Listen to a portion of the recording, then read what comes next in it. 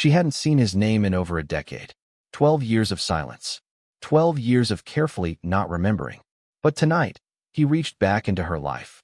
With a text message. So I are at Pedu. She didn't cry. She just sat still, watching the screen glow in the dark. Her hands began to sweat. Her throat tightened. And for a moment, she wasn't 32 anymore. She was 20. Again. It was the summer of 2011. She'd just moved into a second-floor walk-up on Sahara Avenue. She didn't have curtains yet. He lived across the hall. He offered to help set up her Wi-Fi. She said sure. She thought he'd stay 5 minutes. He stayed longer. And after that night, she never spoke his name again. Until now. Why send it now? And what happens when truth arrives too late? She was standing in her kitchen, waiting for the kettle to boil, when her phone lit up. The screen read an unfamiliar number. No name. Just a sentence. So I are at Pedu. That was it. No greeting. No apology. No explanation. And somehow, that made it worse. Amira didn't scream. She didn't drop the phone or fall to her knees like you see in the movies. Instead, she just stood there, frozen, one hand still clutching the handle of the kettle, the other trembling slightly, the glow of the phone screen flickering against her brown skin. For 11 long seconds, she didn't breathe. The air in her apartment, once still and familiar, now felt foreign, too loud. The hum of the refrigerator, the ticking wall clock, even her own pulse sounded intrusive. A message that shattered 12 years of silence. She hadn't spoken his name out loud in over a decade. Not to anyone. Not to her friends. Not to her family. Not even to her therapist. Back when she first started therapy at 21.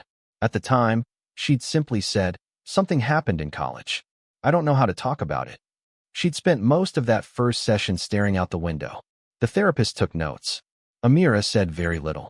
But now, someone had written the words for her. Words she had buried so deep, she convinced herself maybe they weren't even real. The message didn't just stir a memory. It summoned a body. Her body. How it felt back then. The sharp ache. The confusion. The moment her soul tried to leave her skin just to survive the night. For years, she had trained herself not to think about that apartment off Sahara Avenue. Not to remember the dull gray carpet. Or the heat. Dry Vegas heat that pressed against the windows that night like it was trying to listen in. She told herself it was just a mistake. That maybe it wasn't what she feared. That if she never said it out loud, maybe it wouldn't become real. But now it was written. Documented. Time-stamped. 7:42 p.m., July 13th, 2023. The message sat there like evidence on a screen. Uninvited. But undeniable. And in that moment, Amira was 20 years old again. Back in Las Vegas. A college sophomore with a borrowed car, cheap mascara, and a voice still learning how to say no. He was someone they all knew. Someone the group trusted. Someone who offered to walk her to her car after a late-night off-campus event. She remembered his cologne, how it lingered longer than it should have. She remembered thinking, he's safe. Isn't he? She never reported it. Never confronted him. Never even fully told herself what happened. And now, 12 years later, he texted her like it was a joke. Like the word didn't carry weight. Like he got to decide what it meant. That single message would change everything. Because it wasn't just a cruel text. It was an unintentional confession. And for the first time, she had something no one could ignore, proof. Still, she hesitated. Her finger hovered above the screen. Report it? Delete it? Reply? She didn't know. But what she did know was that silence had protected him long enough. And if justice had any chance of waking up after 12 years, it would have to start here, with a message sent on a Thursday evening by someone who thought he'd gotten away. She had just unpacked her books that morning, 3 cardboard boxes marked college stuff, and one from her aunt with a brand new microwave. The apartment still smelled like fresh paint and carpet glue, but it was hers. For the first time in her life, Amira Johnson had her own front door. She was 20. Had just transferred to UNLV from a community college in Georgia. Kept to herself. No pets, no parties. She made ramen in a borrowed pot and arranged her shoes by color. The only photo on the wall was of her and her mother, arms wrapped tight, both wearing yellow. 2 doors down lived a man named Terrence Clay. 25, post office job. The kind of guy who waved when he saw you on the stairs, but never lingered too long. His friends parked crooked, played music too loud. But he smiled easy and always wore cologne. That evening, he offered to help set up her Wi-Fi. Said the heat was no joke without a signal. She hesitated, said maybe another time. But he laughed, held up a six-pack, and said, "It's the fourth. Don't let that modem keep you hostage." It started like that. A favor, a plug in the wall, a test page loading, then a drink, then another, then music from the neighbor's barbecue down the block. Then the door clicked shut. No screams, no shattered glass, just the TV still playing in the background and a mug of melted ice water sweating on the floor. The narrator doesn't say what happened next, because Amira doesn't say. What she remembers is this: the way the ceiling fan spun too fast, the sweat on her upper lip that wouldn't dry, the way her hand trembled when she reached for the lock, like it belonged to someone else. She showered that night until her fingertips shriveled, scrubbed until the water ran cold, washed the same spot on her collarbone 5 times. The next morning, she sat on the edge of her bed, her knees pressed together, staring at the modem light blinking green. She didn't cry. She didn't call anyone. She opened her laptop and typed in a search for UNLV syllabus fall semester. As if moving forward could erase what didn't have a name. She never told a soul. Not her mother. Not her roommate the following year. Not even the first therapist she saw when she turned 21. Instead, she changed how she walked in parking lots. She stopped wearing earbuds on the train. She never let anyone install anything in her apartment again. He passed her once in the hallway 2 weeks later. Said, "You good?" Like nothing had happened. She said, "Yeah." Then threw the shoes she was wearing that night into the dumpster behind the building and never spoke of it again. But silence isn't the same as forgetting. Amira Johnson disappeared in plain sight. She didn't move cities, she didn't change her number, she didn't block him. But something underneath her skin had shifted so far out of place, even she couldn't touch it. By late September, she stopped attending classes. Officially, it was a personal leave. Unofficially, she couldn't sit through a lecture without feeling the weight of a stare, real or imagined, on the back of her neck. At night, she'd lie in bed with the lights on, one leg off the mattress, as if ready to flee. But there was nowhere to run from something you carried inside. At first, her friends thought she was just going through something. They gave her space. 1 or 2 checked in. Eventually, even they stopped asking. She blamed herself. She'd let him in. She'd poured the drink. She'd laughed when he made that dumb joke about the Wi-Fi needing a man's hands. It looped over and over, a silent interrogation with no conclusion. Why didn't she fight? Why didn't she scream? Why didn't she leave the door open? And the worst one, what if he didn't even think he did anything wrong? When she finally made it to a campus counselor, the intake form asked if she'd ever experienced trauma. She checked no, then stared at the box for 15 seconds too long. She added a shaky asterisk and wrote, "I don't know if this counts." She never said his name. The therapist was kind, warm, offered grounding techniques, suggested breathing exercises. But some truths don't rise just because someone's gentle. The words wouldn't come. Instead, she talked about insomnia and stress and how her body felt foreign, like it didn't belong to her anymore. How she kept taking showers but still didn't feel clean. What she didn't say, not then, not for years, was that the silence felt safer than the shame. She thought of what her mother always said growing up. Don't go around putting your business out there. People talk. In her community, accusations didn't just stain the accused, they followed the accuser. You sure? Maybe he just misunderstood. Don't ruin that boy's life over a mistake. So she folded it inside herself, packed it deep, told herself it wasn't worth it, that she'd move forward, that it would fade. But trauma doesn't work like that. It settles, then resurfaces. Years later, in random ways. A sound, a smell, a man who stands too close in a grocery store line. Amira would carry the weight of the unsaid like a second spine, invisible, but holding everything upright. And yet, some wounds don't stay buried, especially when the person who caused them decides to speak. Before the 3 cold showers in one night, there was Terrence Clay, the neighbor who offered to help set up her router. He was 25 then, grew up in East Atlanta, on a cracked street where the only thing louder than the firecrackers on the 4th of July were the arguments 2 porches down. Raised by his grandmother, Miss Vera, a woman with a sharp tongue, a tighter prayer circle, and a long memory. She said he was just misunderstood. He said women were too emotional. He worked part-time at the post office. The rest of his time, he spent smoking on his steps, blasting Jodeci like it was still 1996. waving at everybody who walked by like they owed him a favor. Folks said he was the cool neighbor. Kept a clean cut, kept the grill hot, kept enough charm to be called harmless. But harmless is not the same as safe. A former coworker, who didn't want her name shown, remembered how he used to laugh at the idea of consent. Said if a woman said no, that just meant she needed a little more convincing. She said he'd grin when he said it, like it was a joke. A cousin, Daryl, remembered a situation back in high school. A younger girl. Daryl didn't know all the details, only that Miss Vera showed up at the girl's house one evening with a casserole and a church envelope. Whatever happened, the girl stopped talking about it. And Terrence graduated on time, smiling in his senior photos. At a house party 2 years before Amira moved in, a girl named Jada locked herself in a bathroom for half an hour after he followed her down a hallway. She didn't tell anyone what happened, just told her friends later that something about him felt off.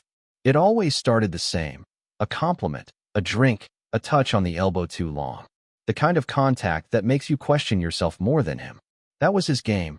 Never do enough to get reported, just enough to make you feel like you imagined it. Because predators don't always hide in shadows. Sometimes they wave from across the hall. Sometimes they hold the door open. Sometimes they smell like cocoa butter and offer to carry your groceries up the stairs. One neighbor remembers hearing laughter from his apartment one night, then a sharp yell, then nothing. When she asked him the next day what happened, he chuckled and said, "She likes it rough." He always made sure the charm came before the cruelty. And yet, no record, no police file. Why? Because Miss Vera knew the right deacon to call. Because Terrence knew how to switch up his tone when a woman said stop. Because the girls he cornered were smart enough to know that no one would believe them anyway. There are names Amira never heard, faces she's never seen. But if you pulled them into one room and gave them space to speak, they'd all tell you the same thing, that the smile Terrence wore wasn't kindness. It was a mask, and the mask only slipped when the door was closed. It started again in 2015. No warning, no trigger she could name, just a slow tightening in the chest that showed up one night while she was brushing her teeth. Her hands trembled, her jaw locked, and then came the breathlessness, like drowning in air. She had gone 4 years without thinking of him, or so she told herself. Moved into a better apartment, got promoted at work, even started seeing someone who made her laugh. But trauma doesn't disappear. It waits. It adjusts. It studies your silence. By 24, Amira was keeping folded scraps of paper in her kitchen drawer. Letters addressed to a man she swore she'd never name. Sometimes they were one-line notes, sometimes pages soaked with anger and sorrow. One ended with, "You stole one night and ruined 10 years. Another just said, "I hate that I didn't fight harder." None of them ever left the drawer. She tried therapy again. This time she got further, but still couldn't say his name out loud. Couldn't say RP without the word catching in her throat like glass. In 2019, curiosity disguised itself as closure. She typed his name into Facebook. At first, nothing. Then a profile, older photo, same smile. Holding a little girl in a red dress. His daughter. Amira stared at the screen for a long time. Her hands clenched the arms of the chair without realizing it. The heat behind her eyes burned. Not because he had moved on, but because there was a child in the photo, innocent, unknowing, smiling in the arms of a man who had never been held accountable for the darkness he caused. She typed a message that night. It wasn't angry. It wasn't cruel. It was calm. Too calm. "Do you remember what you did to me?" She hovered over send for 13 full minutes. Then she backspaced every word. Then she deleted the thread. Then she closed her laptop and cried until the pillow beneath her was soaked through. Outside, the world spun like nothing happened. People posted selfies, brunch plates, birth announcements. Inside her apartment, time had stopped in 2011. They say time heals all wounds. But time doesn't heal what you bury alive. It just lets it rot where no one can see. It was a Sunday night when her phone buzzed. One sharp vibration against the wood nightstand. No greeting. No name. Just one sentence, sitting there in gray text bubbles, like a wound opened in silence. "So I are at Pedu." She didn't move. Not at first. The glow from the screen lit her face in the dark room. Her sheets were still wrapped around her legs from a restless sleep. A half-finished glass of wine sat untouched beside her laptop. She blinked at the message. Once. Then again. Her heart didn't race. It stopped. Amira screenshot it. Then another. And another. She emailed them to herself. Saved them to her cloud. Labeled the folder, "Do not delete." But the real message wasn't the words. It was the fact that he had said them. After 12 years. No warning. No apology. Just that line, as cold and deliberate as the first time he crossed her door. Was it guilt? Was it a trap? Was he drunk? Her hands shook, but her face stayed still. The same way she used to when someone mentioned his name, like a statue holding in a scream. That night, she didn't reply. She didn't sleep. The next morning, she searched his profile again. His latest post, him grinning beside a toddler, fireworks in the background. Caption, "Grateful for my girls." She closed the app, walked into the bathroom, stared at her own reflection. 12 years. Same eyes. Same ache. That week, for the first time in 6 years, she made an appointment. A trauma therapist. Younger than the last one. Calmer. Firmer. On the second session, she showed her the screenshot. Said nothing for a long time. Just handed the phone across the room like it was a grenade. The therapist nodded. Didn't flinch. Then she said, "You have a voice now. Use it. Not for him. For you." For the first time, Amira exhaled. A real breath. One that came from the ribs, not just the throat. But the question stayed in the air. Is a confession still justice when it comes by text? She took it to therapy first. Then, a month later, she took it to a lawyer. The office of Monica Dillard didn't look like justice. It looked like a tired room inside a downtown building near the Fulton County Courthouse. The kind of place where truths get told quietly and slowly, if at all. Monica read the message twice, then said carefully, "You do know this isn't a confession in the legal sense." Amira nodded. "But it's something. Georgia law has no statute of limitations on rape, but only if there's DNA evidence. A rape kit. A documented report. Amira had none of it. Just a text. Just a memory. Just trauma. In the legal world, that's not called evidence. It's called anecdote." But Monica didn't dismiss her. She explained the hard part. To prosecute a case this old, without physical evidence, you need a DA willing to take heat for bringing it forward. You also need a detective willing to listen. That detective came in the form of Nisha Ford, a 14-year veteran of the Atlanta Police Department. A woman who knew too well how Black women's pain often went unheard. Her cousin, Rochelle, had reported a date rape at 18. The man was never charged. Rochelle died by suicide 5 years later. Nisha sat across from Amira, read the message, and said only, "Let's see what else we can get." They started with phone records. Nisha filed for a warrant and subpoenaed Terrence Clay's Verizon logs. The message came from his number. Timestamp matched. The cell tower pinged from near his apartment. They had confirmation, not content, but metadata. Enough to prove he sent something. But what did he mean? Prosecutors, Nisha warned her, don't try cases based on vibes. They try them based on proof that can withstand a defense attorney's cross-examination. And Terrence could claim it was an apology for something else entirely. A misunderstanding. A joke. Or that Amira was twisting it out of context. They pulled Amira's old medical records. Panic attacks. Insomnia. A semester-long withdrawal. But again, nothing explicitly tied to an assault. No ER visit. No complaint. Just symptoms. "He erased me," Amira said once during an interview. And the system helped him do it. Still, Nisha didn't drop it. She pushed for digital forensics, Terrence's old backups, if any existed. But his phone had been replaced.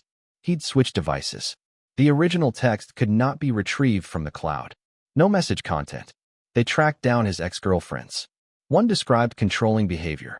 Another recalled waking up once and not remembering how she got in his bed. But none had filed complaints. No pattern of criminal behavior. Just stories that went nowhere. Amira waited again. And again. This time, waiting didn't mean silence. It meant patience. By fall, the file had grown into what Monica Dillard called a paper case. Evidence mostly on paper, little to touch or see. The DA's office reviewed it. They met with Amira privately. The assistant district attorney, a white man in his 40s, closed the folder and asked, "Do you understand how hard this will be for you on the stand?" Amira did. "I was quiet once." That didn't help either. The DA did not dismiss it. But he didn't file charges either. Instead, the case was labeled open and under review. A bureaucratic purgatory. Not quite a no, but nowhere near a yes. They didn't kick down his door. No handcuffs. No breaking news ticker. Just a plain-clothed officer knocking on Terrence Clay's apartment in Decatur. 3:13 in the afternoon. Kids playing down the street. A UPS truck idling nearby. He opened the door smiling. Said, "Y'all hear about my neighbor? Crazy stuff, man." But when they said Amira's name, that smile flattened like it never belonged on his face. He leaned against the doorframe and folded his arms. We were both drunk. She never said no. Then he shrugged. That was 12 years ago. It was the first time he'd ever been forced to say her name in a context he couldn't control, and it would not be the last. Detective Nisha Ford didn't expect a confession, but she did expect consistency. Instead, Terrence talked in circles. 1 minute, she never seemed upset after. The next, I ain't even sure what she's saying happened. Then why now? He laughed when she mentioned the late-night message. Man, I was just checking in. People stay in their feelings. Ford stared at him. Didn't blink. You mean, feelings about being violated? He didn't answer that. 2 days later, Terrence sent Amira a second message. No apology. No closure. Just 4 words. You're still hung up? She read it while eating lunch in her car, salad untouched, parked outside her office. Her fingers hovered over the delete button. But this time, she didn't erase it. She forwarded it to her lawyer, then called her therapist, then filed for a temporary restraining order. This time, she was documenting everything. But things didn't stay quiet. Not for long. An intern at the courthouse recognized Terrence's name, remembered him from high school. She tweeted, "Y'all know Terrence Clay who used to work at AT&T? Guess who just got hit with a sexual assault restraining order?" The post exploded. A former college classmate reposted it with the hashtag #IBelieveAmira. Then another woman commented, "He made me uncomfortable back in 2012. Said some nasty stuff. I never reported it." Then another. Then another. The floodgates cracked. Not wide, but wide enough to notice. Amira watched it all from her phone. Silent. Numb. Terrified. She didn't want to be famous. She wanted to be believed. For years, she lived in silence. Now her name was trending beside the man who once told her no one would believe her. Terrence went online too. He made a Facebook post. "Don't believe everything you hear. Some people mad 'cause they ain't get a call back." There were hundreds of comments. Some supportive, most not. But the damage was done, reputations dragged, opinions drawn, before a single court hearing. Detective Ford faced pressure from both sides. The DA wanted more than screenshots and memories. They wanted corroboration. Patterns. Anything to suggest a history. Ford pushed, dug deeper. And that's when she found it. A sealed complaint from 2011. Not in Georgia, in South Carolina. Another woman. Same MO. Same excuses. But the case never went to trial. The victim left the state. When Ford brought it to Amira, she didn't cry. She exhaled. Not because it made her pain smaller, but because it meant she hadn't imagined it all. Amira sat in her apartment that night, lights off, phone on mute. Her lawyer called it progress. Her therapist called it exposure therapy. But to Amira, it still felt like risk. Terrence hadn't been charged. He still walked freely, laughed with friends, tucked his daughter into bed. She opened her journal, wrote the words slowly. He gets daylight. I got shadows. Then underlined it twice. There are some crimes that draw blood, others that drain spirit. So when a man says, "We were both drunk," when he texts, "You're still hung up," when he smiles at a cop like nothing ever happened, you have to ask yourself, when society doesn't see your pain as criminal, what do you do with it? Amira was sitting in the corner of her bedroom floor, knees drawn to her chest, her phone screen glowing in the dark. She wasn't trying to go viral. She wasn't trying to cause damage. She just couldn't carry it anymore. She typed, "In 2013, I was raped by someone the community still calls a good guy. I kept quiet because I thought it was my fault. It wasn't. For the first 2 hours, nothing happened. A few likes. 1 heart. No replies. Then someone reposted it, saying, 'Be careful, sis. They're gonna ask you what you were wearing.' Then it spiraled. By morning, the post had over 8,400 retweets. People started guessing. Then they started knowing. Someone dug up her old college photos. Another linked her to an old friend group. It didn't take long for someone to write under the thread. 'Y'all talking about Terrence Clay?' The floodgates opened. Anonymous accounts. Burner profiles. Women. Girls. Classmates. Co-workers. Each reply echoed with unearthed memory. He used to rub my shoulders in math class and wouldn't stop when I asked. He got me drunk when I was 17 and told me not to tell. He said I'd ruin his life if I spoke up. None of them had ever filed police reports. None had told their families. Until now, none of them knew the others existed. It was like a slow exorcism. Then came the backlash, loud and fast. Accounts questioning her motives. Some said she was bitter. Others called her a liar chasing clout. And then, from Terrence Clay's Facebook page, a public post appeared at 2:12 p.m. that same day.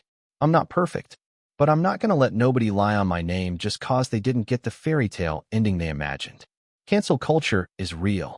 Followed by a flexing emoji and a Bible verse.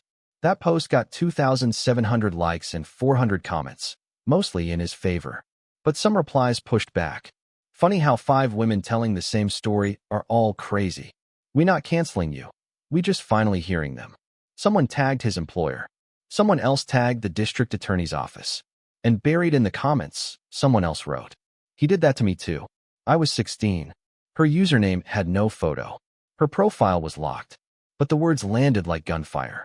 By nightfall, the DA's public inbox had over 500 emails urging them to open an investigation. News outlets picked up the thread. First local, then national. Terrence's sister deleted her Instagram. His baby mother unfollowed him. His pastor released a statement. We don't condone or excuse sin, but we extend prayers for healing on all sides. Whatever he had tried to contain in private had now become a wildfire in public.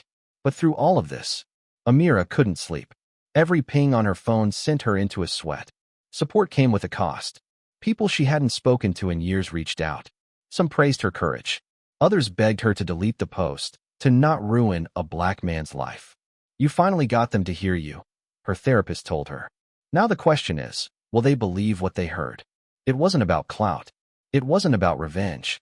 It was about being seen after 12 years in the dark. A high school girl messaged her from an account with no profile picture. He used to follow me to the bus stop. Said he liked quiet girls. I thought I was crazy. She wasn't. And neither was Amira. But the truth?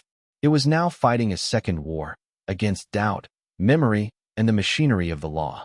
In the fall of 2021, 12 years after a night she never volunteered to remember, Amira sat in a cold office beneath the buzzing light of bureaucracy, watching a district attorney tap her pen in slow, doubtful rhythm.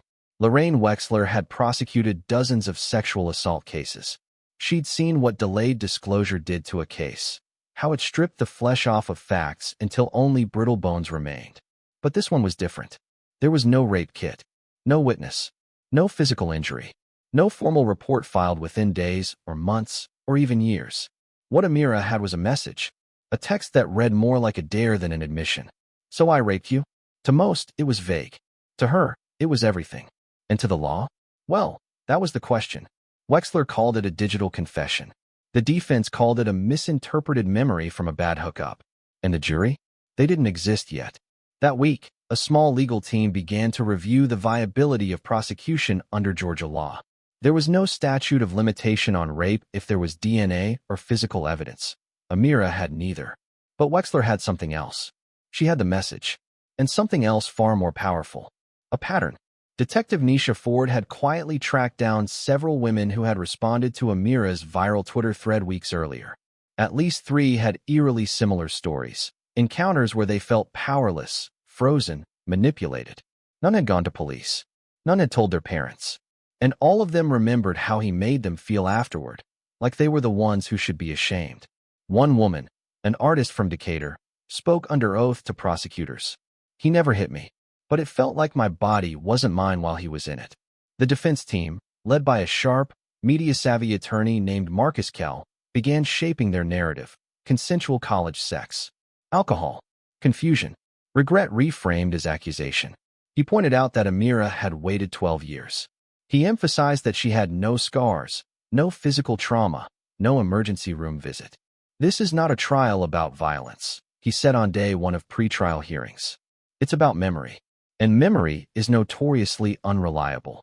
To that, Wexler brought in Dr. Lauren Adeyemi, a clinical trauma psychologist. Adeyemi had spent 20 years researching delayed memory and freeze response. Trauma is not always loud, she explained to the court. It doesn't always scream. Sometimes it shuts the body down so it can survive. The jury sat still. Some leaned forward. Terrence refused to testify, but his attorneys doubled down in public statements, calling the case a witch hunt built on emotion, not evidence. Behind closed doors, though, they were nervous. Because there was a message.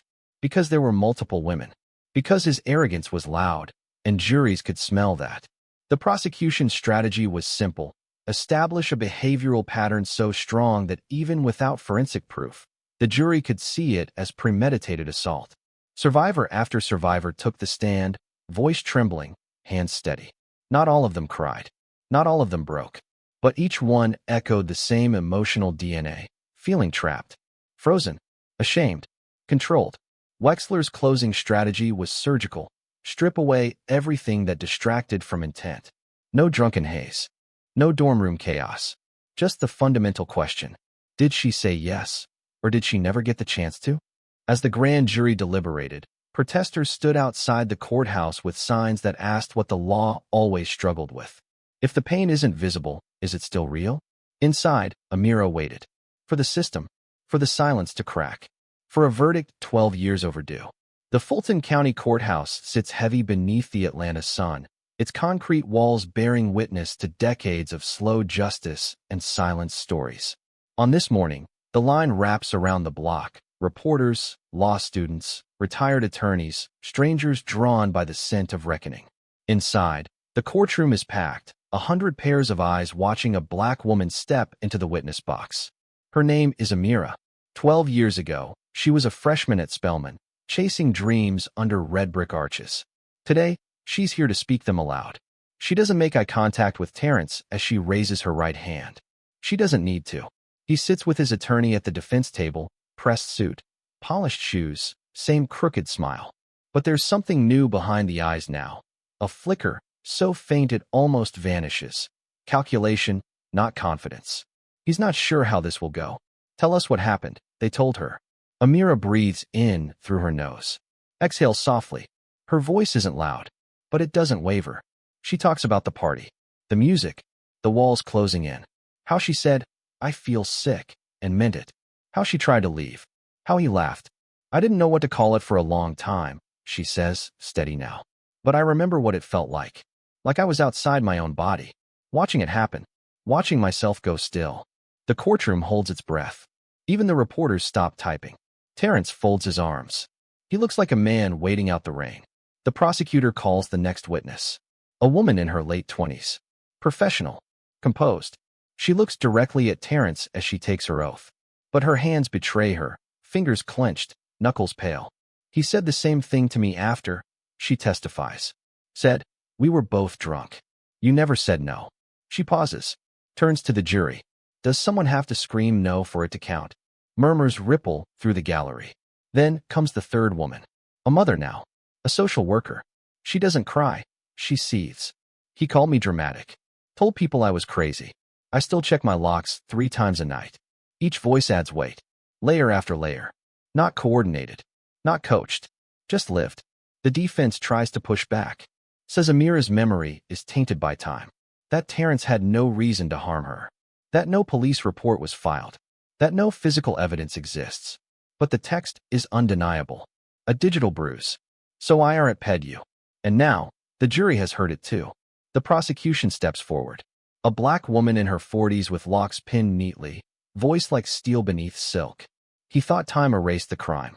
He thought no one would remember. But trauma remembers. And now, so do we. She gestures to the women seated behind Amira. Witnesses, supporters, strangers with stories of their own. When men like him walk away unchallenged, the silence becomes part of the assault. But not today. The defense offers no rebuttal. Only retreat. The jury retreats for deliberation. Hours pass. 11 of them. Outside, night swells against the courthouse windows. Inside, Amira sits still. She hasn't touched her water. She hasn't moved much. But in her lap is an old notebook, the one from freshman year. Torn corners. Ink faded. Inside it, one page stands out. A drawing. A house with no roof. No doors. Just shadows inside. She'd sketched it after that night. Before she had the words. Before she had the voice. At 2:17 a.m., the jury returns. The courtroom was silent. 12 jurors returned. Their expressions gave nothing away. Not guilt, not compassion, not even fatigue. Just the quiet burden of what they'd spent 11 hours deciding behind locked doors. Amira sat still, her palms flat against her skirt. She hadn't cried during the trial. She wasn't crying now. Her eyes stayed fixed on the judge's mouth, not his face, just the place the word would come from. Guilty, on one count, aggravated sexual assault under Georgia's broad consent laws. And one count more rare, digital admission of guilt, a precedent few had ever seen go this far. The weight of a message, 12 years old, still alive on her phone, still loud enough to convict. Terrence didn't look at her. His jaw clenched, then unclenched. As the sentence was read, 15 years without parole, he blinked in rapid succession. A man who once claimed she had imagined it now seemed unable to believe what was happening to him. For a second, his composure cracked. Hands balled into fists, then slackened. His knees buckled slightly as officers approached to take him. No one gasped. No one cheered. The courtroom held its breath, as if something holy had been broken open and didn't know whether to weep or rejoice. 2 rows behind, someone whispered, "She waited 12 years, just to destroy him?" Another answered quietly, "No, she waited 12 years for someone to believe her." Amira didn't move when the bailiff asked her to stand. She stared straight ahead, toward the seat where he'd sat all trial. Empty now, a space filled only with absence. A space that once took up her whole life. Outside, the press swarmed like they always do when justice arrives late. Microphones, hashtags, headlines. The internet split itself down the middle. Hashtag Justice for Amira trended. So did hashtag Free Terrence. Some said he was another black man railroaded by a system designed to cage them. Others said he was proof that black women's pain is finally being heard. But truth doesn't trend. It lingers. Amira didn't attend the press conference. She went home, sat on the floor of her bedroom, opened her phone, scrolled until she found it. 2:04 a.m. No greeting. Just that line. "So I are at PEDU." She stared at it. Then she did something she'd never done. She hit delete. Not because it didn't matter. Because it already did. Because that message was no longer proof. It was no longer pain. It was just the echo of a man who once believed words could hurt less than actions. She rose from the floor, pulled the curtains open. The world outside kept moving. Fast, noisy, complicated. But for the first time in 12 years, she didn't feel frozen inside it. He said it like it meant nothing. Now it cost him everything. But what about what it cost her? 15 years for him. 12 years of silence for her. So ask yourself, when a sentence is served, but a life was stolen, is justice ever really complete? After the trial, Amira didn't disappear. She didn't go viral. She didn't launch a brand. She didn't monetize her pain. She went back to work part-time, this time at a sexual assault recovery nonprofit, filing paperwork, helping clients schedule appointments, sitting beside other women who weren't sure if they were ready to say what happened out loud. She rarely shared her own story. She didn't need to. Sometimes, just sitting in the room was enough. Then, something unexpected happened. The verdict in her case triggered a review of Georgia's digital admissibility standards. Prosecutors in 2 separate counties filed motions to reopen cold cases, cases that had, until now, hinged only on conflicting memories and statute deadlines. This time, there were messages. Time hadn't erased them. One text was time-stamped. Another auto-backed up to a forgotten cloud account. A third had lived for a decade inside a locked phone, never deleted, just buried. No DNA, no cameras, but digital fingerprints.